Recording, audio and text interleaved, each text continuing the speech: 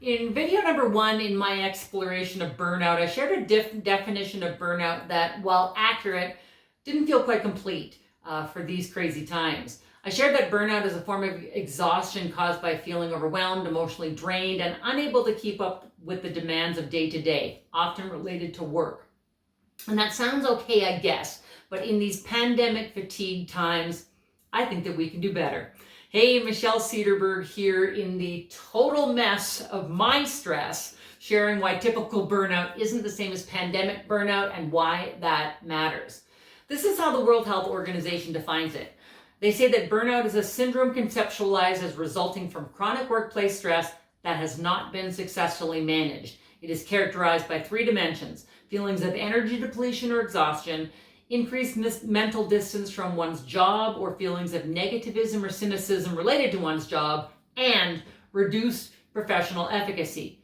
All accurate, but not necessarily pandemic accurate. They also say that burnout refers specifically to phenomena in the occupational context and, here's the clincher, should not be applied to describe experiences in other areas of life. There's 2 points that I want to make about this. Firstly, they say that it's about chronic workplace stress that hasn't been successfully managed. And to me, it suggests that you or me or anybody else that's feeling stress or burnout has to shoulder the entire burnout blame, despite the fact that the pandemic heaped a whole bunch of stress on our laps that we didn't want and said, here, deal with this. And secondly, the WHO defines a definition specifies burnout as work-related and that shouldn't be applied to other areas of life. And yet, at the start of the pandemic, the world essentially moved their offices home or risked their health and lives providing healthcare and essential services, or lost work altogether. And yet, stress and burnout was ridiculously high, and it still is, because of work and not. Because we have to add to that the steep and stressful learning curves that we had adjusting to unprecedented change in our home and in work and in our communities. We homeschooled our children, worried about our aging parents. We suffered social isolation. Even grocery shopping was stressful. And in some cases, we even grieved the loss of loved ones. So it's been a lot. But here's the thing. So like regular burnout, pandemic burnout brings about feelings of depression, isolation, anxiety, but this is important.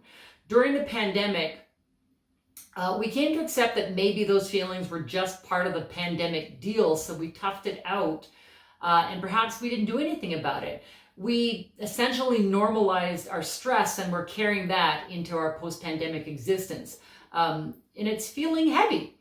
So it's fair to say that pandemic burnout is unique and different, and I think that as a result we need to address it differently. And so here are 3 steps to help you reduce pandemic burnout. Number 1, listen to your mind and body. If you're burned out, you'll experience physical, mental, emotional, spiritual, even social fatigue, and each will require different modes of self-care. Ask yourself, on a scale of 1 to 10, how am I doing physically? How about emotionally, mentally? How are you doing spiritually and socially? And pay attention to all 5, because it's all energy and it all matters.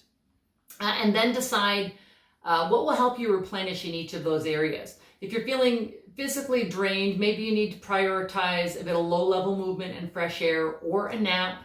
Yes, naps at work are okay. If you're feeling emotionally drained, maybe you need to reach out to a friend or a coach or a counselor.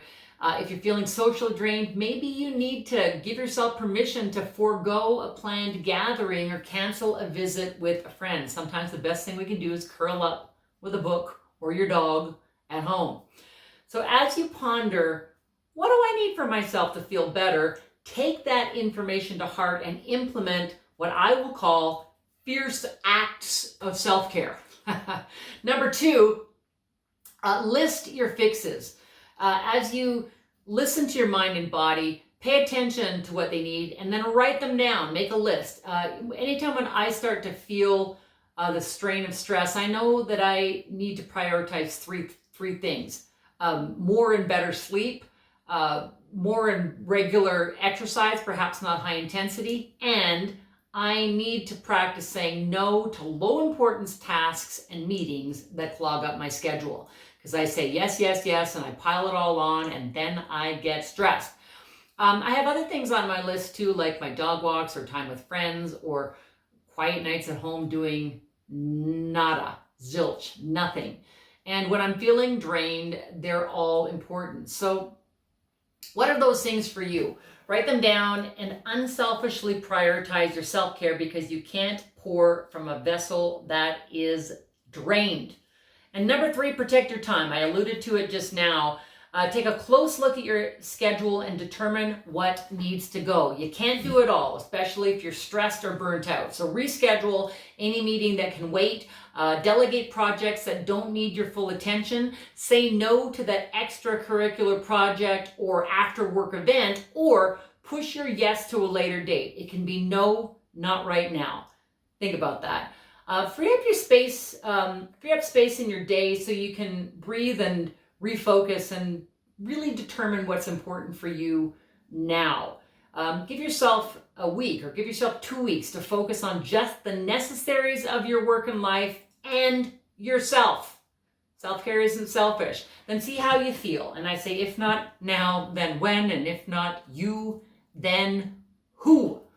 This is a topic we're going to be continuing to talk about because it's an important one. So there'll be more on stress and burnout coming up in the next video. And until then, join me on Instagram or subscribe to YouTube so you don't miss any of the new videos.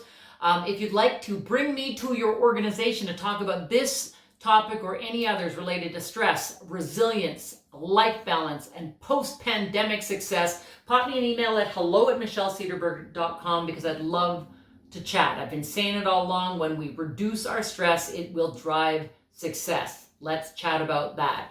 Until next time, I'm Michelle Cedarberg, reminding you we've got one chance to do this life. I say dare to live it big. And if burnout is creeping in, dare to engage in fierce acts of self-care. Yeah, you can.